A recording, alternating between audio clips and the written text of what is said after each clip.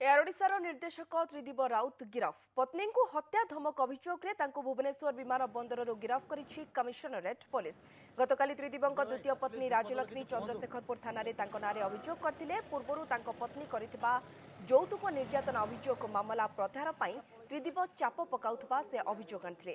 त्रिदीपଙ୍କ विरोध में 5टी मामला रही। प्रथम पत्नी 3टी और द्वितीय पत्नी 2टी मामला दायर करथिबा जणा पड़छि।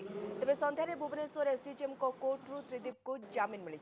सेपटे त्रिदीप एयर ओडिशा सहित जड़ित नुहंती बोली कंपनीर सीएमडी कहछन्ती।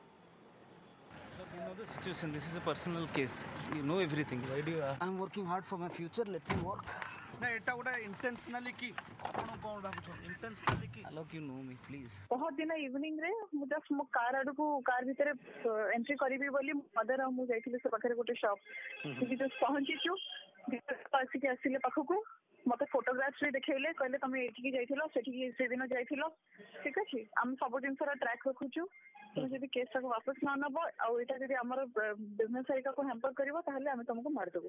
मु चाहू छी लोकटा पनिश हो एयर ओडिशा सहित मते किछि संपर्क नै से आसंती चिन्हा परिचय हिसाब रे पिला मानकर चिन्हा परिचय हिसाब रे एसोसिएट हिसाब रे आसिक तार के जेतोले कोन ता सहित परामर्श के माने पिला माने कोन परामर्श करंती।